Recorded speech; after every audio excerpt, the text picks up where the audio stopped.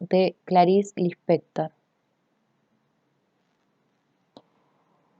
Un poco cansada, con las compras deformando la nueva bolsa de malla, Ana subió al tranvía. Depositó la bolsa sobre las rodillas y el tranvía comenzó a andar. Entonces se recostó en el banco en busca de comodidad, con un suspiro casi de satisfacción. Los hijos de Ana eran buenos, algo verdadero y jugoso. Crecían, se bañaban, exigían, malcriados por momentos cada vez más completos. La cocina era espaciosa, el fogón estaba descompuesto y hacía explosiones. El calor era fuerte en el departamento que estaban pagando de a poco, pero el viento golpeando las cortinas que ella misma había cortado, recordaba que si quería podía enjuagarse la frente, mirando el calmo horizonte. Lo mismo que un labrador. Ella había plantado las simientes que tenía en la mano, no las otras, sino esas mismas, y los árboles crecían. Crecía su rápida conversación con el cobrador de luz, crecía el agua llenando la pileta, crecían sus hijos, crecía la mesa con comidas, el marido llegando con los diarios y sonriendo de hambre, el canto importuno de las sirvientas del edificio. Ana prestaba a todo, tranquilamente, su mano pequeña y fuerte, su corriente de vida. Cierta hora de la tarde era la más peligrosa. A cierta hora de la tarde los árboles que ella había plantado se reían de ella. Cuando ya no precisaban más de su fuerza, se inquietaban. Sin embargo, se sentía más sólida que nunca. Su cuerpo había engrosado un poco y había que ver la forma en que cortaba blusas para los chicos, con la gran tijera restallando sobre el género. Todo su deseo vagamente artístico hacía mucho que se había encaminado a transformar los días bien realizados y hermosos.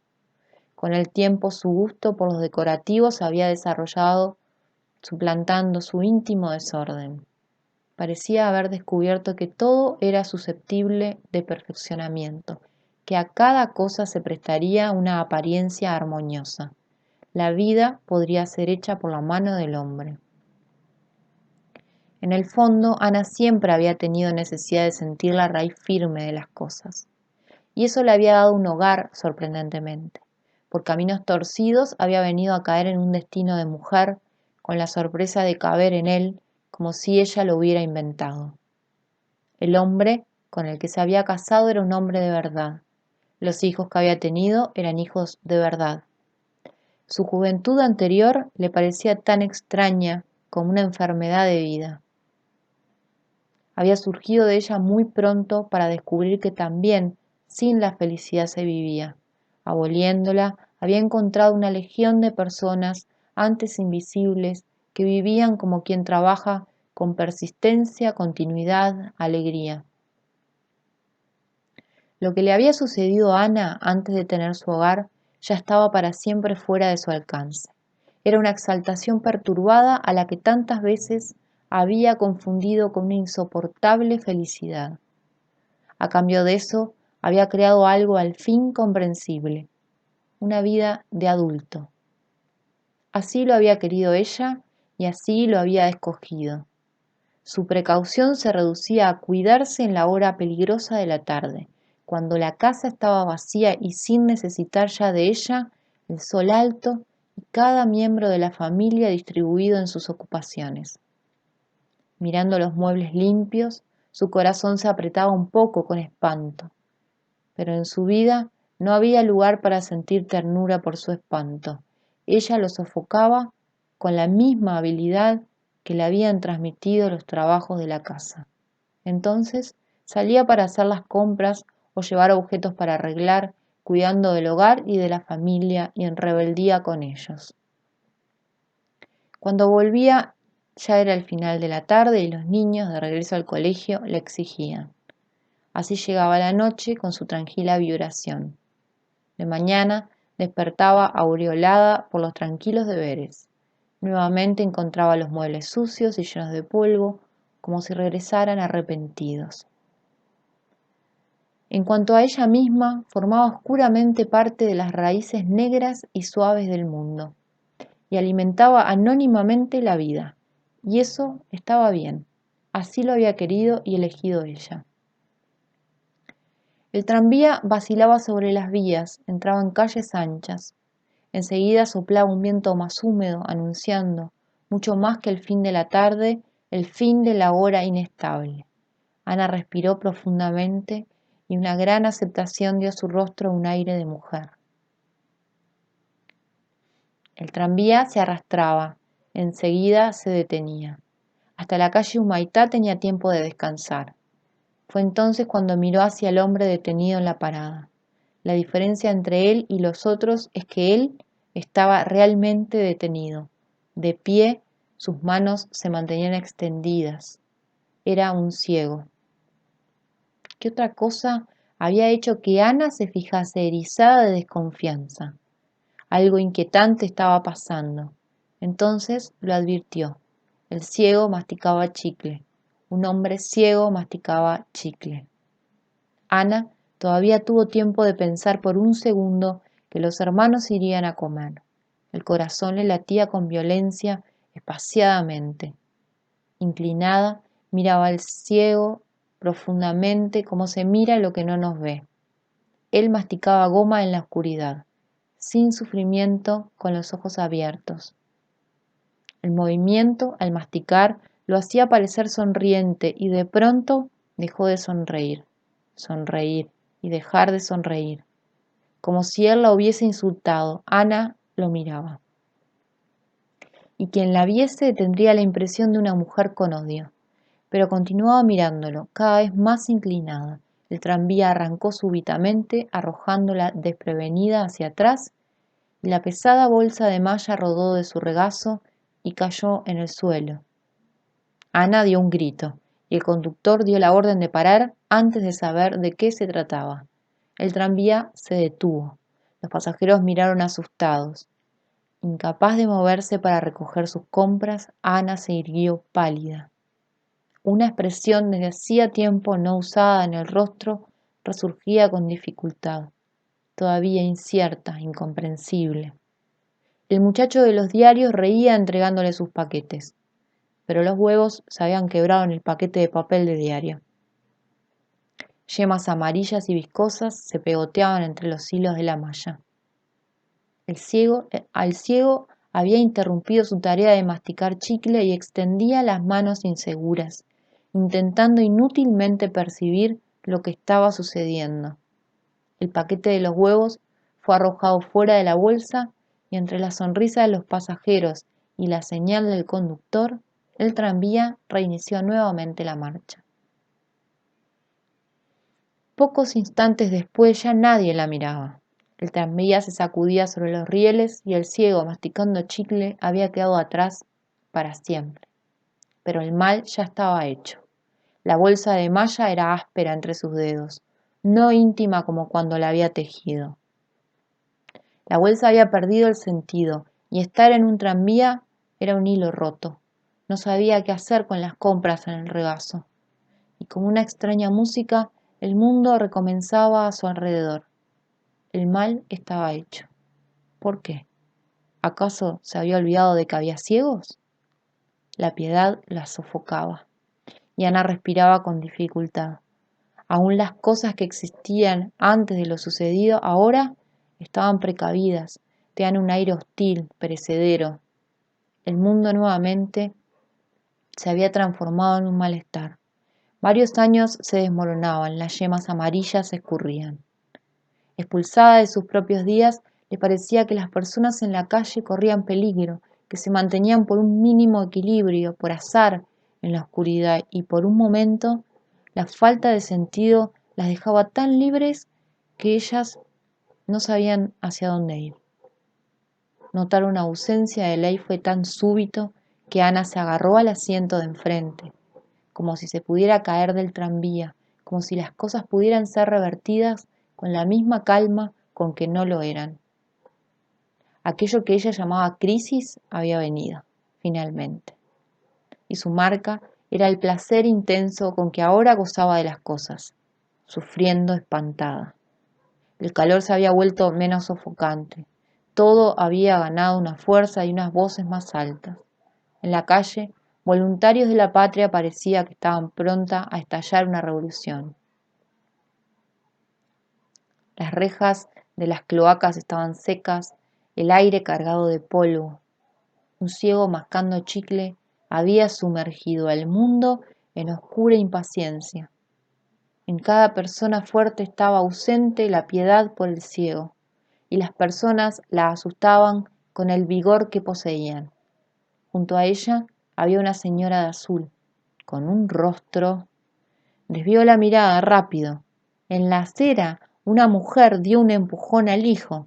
Dos novios entrelazaban los dedos sonriendo. ¿Y el ciego? Ana se había deslizado hacia una bondad extremadamente dolorosa. Ella había calmado tan bien a la vida, había cuidado tanto que no explotara, mantenía todo en serena comprensión, separaba una persona de las otras. Las ropas estaban claramente hechas para ser usadas y se podía elegir por el diario la película de la noche. Todo hecho de tal modo que un día sucediera al otro. Y un ciego masticando chicle lo había destrozado todo. A través de la piedad a Ana se le aparecía una vida llena de náusea dulce hasta la boca. Solamente entonces percibió que hacía mucho que había pasado la parada para descender. En la debilidad en que estaba, todo la alcanzaba con un susto. Descendió del tranvía con piernas débiles, miró a su alrededor, asegurando la bolsa de malla sucia de huevos. Por un momento no consiguió orientarse. Parecía haber descendido en medio de la noche. Era una calle larga, con altos muros amarillos. Su corazón latía con miedo. Ella buscaba inútilmente reconocer los alrededores, mientras la vida que había descubierto continuaba latiendo, y un viento más tibio y más misterioso le rodeaba el rostro. Se quedó parada mirando el muro. Al fin pudo ubicarse. Caminando un poco más a lo largo de la tapia, cruzó los portones del jardín botánico. Caminaba pesadamente por la alameda central, entre los cocoteros. No había nadie en el jardín. Dejó los paquetes en el suelo, se sentó en un banco de un atajo y allí se quedó por algún tiempo. La vastedad parecía calmarla. El silencio regulaba su respiración. Ella se adormecía dentro de sí. De lejos se veía la hilera de árboles donde la tarde era clara y redonda, pero la penumbra de las ramas cubría el atajo. A su alrededor se escuchaban ruidos serenos, olor a árboles, pequeñas sorpresas entre los hipós. Todo el jardín era triturado por los instantes ya más apresurados de la tarde. ¿De dónde venía el medio sueño por el cual estaba rodeada? Como por un zumbar de abejas y de aves. Todo era extraño, demasiado suave, demasiado grande. Un movimiento leve e íntimo la sobresaltó. Se volvió rápida. Nada parecía haberse movido, pero en la alameda central estaba inmóvil un poderoso gato. Su pelaje era suave. En una nueva marcha silenciosa desapareció. Inquieta, miró en torno. Las ramas se balanceaban, las sombras vacilaban sobre el suelo. Un gorrión escarbaba en la tierra, y de repente, con malestar, le pareció haber caído en una emboscada. En el jardín se hacía un trabajo secreto del cual ella comenzaba a apercibirse. En los árboles las frutas eran negras, dulces como la miel. En el suelo había carozos llenos de orificios, como pequeños cerebros podridos. El banco estaba manchado de jugos violetas. Con suavidad intensa las aguas rumoreaban. En el tronco del árbol se pegaban las lujosas patas de una araña. La crudeza del mundo era tranquila, el asesinato era profundo y la muerte no era aquello que pensábamos. Al mismo tiempo que imaginarlo era un mundo para comerlo con los dientes, un mundo de grandes dalias y tulipanes. Los troncos eran recorridos por parásitos con hojas, y el abrazo era suave, apretado, como el rechazo que precedía a una entrega. Era fascinante. La mujer sentía asco y a la vez era fascinada. Los árboles estaban cargados. El mundo era tan rico que se pudría. Cuando Ana pensó que había niños y hombres grandes con hambre, la náusea le subió a la garganta como si ella estuviera grávida y abandonada. La moral del jardín era otra. Ahora que el ciego la había guiado hasta él, se estremecía en los primeros pasos de un mundo brillante, sombrío, donde las victorias regias flotaban, monstruosas. Las pequeñas flores esparcidas sobre el césped no le parecían amarillas o rosadas, sino del color de un mal oro y escarlatas. La descomposición era profunda, perfumada, pero todas las pesadas cosas eran vistas por ella con la cabeza rodeada de un enjambre de insectos, enviados por la vida más delicada del mundo. La brisa se insinuaba entre las flores. Ana más adivinaba que sentía su olor dulzón. El jardín era tan bonito que ella tuvo miedo del infierno. Ahora era casi de noche y todo parecía lleno, pesado. Un esquilo pareció volar en la sombra. Bajo los pies la tierra estaba fofa. Ana la aspiraba con delicia. Era fascinante. Y ella se sentía mareada. Pero cuando recordó a los niños, frente a los cuales se había vuelto culpable, se irguió con una exclamación de dolor. Tomó el paquete, avanzó por el atajo oscuro y alcanzó la alameda. Casi corría y veía el jardín en torno de ella con su soberbia impersonalidad. Sacudió los portones cerrados, los sacudía apretando la madera áspera. El cuidador apareció asustado por no haberla visto. Hasta que no llegó a la puerta del edificio, había parecido estar al borde del desastre. Corrió con la bolsa hasta el ascensor. Su alma golpeaba en el pecho. ¿Qué sucedía? La piedad por el ciego era muy violenta, como una ansiedad, pero el mundo le parecía suyo, sucio, perecedero, suyo. Abrió la puerta de la casa. La sala era grande, cuadrada, los picaportes brillaban limpios, los vidrios de las ventanas brillaban, la lámpara brillaba. ¿Qué nueva tierra era esa? Y por un instante la vida sana que hasta entonces llevara le pareció una manera moralmente loca de vivir. El niño que se acercó corriendo era un ser de piernas largas y rostro igual al suyo, que corría y la abrazaba. Lo apretó con fuerza, con espanto. Se protegía trémula, porque la vida era peligrosa. Ella amaba el mundo, amaba cuanto había sido creado, amaba con repugnancia. Del mismo modo en que siempre había sido fascinada por las ostras, con aquel vago sentimiento de asco que la proximidad de la verdad le provocaba avisándola. Abrazó al hijo casi hasta el punto de estrujarlo, como si supiera de un mal. El ciego o el hermoso jardín botánico. Se prendía a él, a quien quería por encima de todo. Había sido alcanzada por el demonio de la fe. La vida es horrible, dijo muy bajo, hambrienta. ¿Qué haría en caso de seguir el llamado del ciego? Iría sola. Había lugares pobres y ricos que necesitaban de ella. Ella precisaba de ellos. Tengo miedo, dijo. Sentía las costillas delicadas de la criatura entre los brazos. Escuchó su llanto asustado. «Mamá», exclamó el niño. Lo alejó de sí, miró aquel rostro, su corazón se crispó. «No dejes que mamá te olvide», le dijo. El niño, apenas sintió que el abrazo se aflojaba, escapó y corrió hasta la puerta de la habitación, de donde la miró más seguro. Era la peor mirada que jamás había recibido. La sangre le subió al rostro afiebrándolo. Se dejó caer en una silla, con los dedos todavía presos en la bolsa de malla. ¿De qué tenía vergüenza? No había cómo huir. Los días que ella había forjado se habían roto en la costra y el agua se escapaba. Estaba delante de la ostra y no sabía cómo mirarla. ¿De qué tenía vergüenza?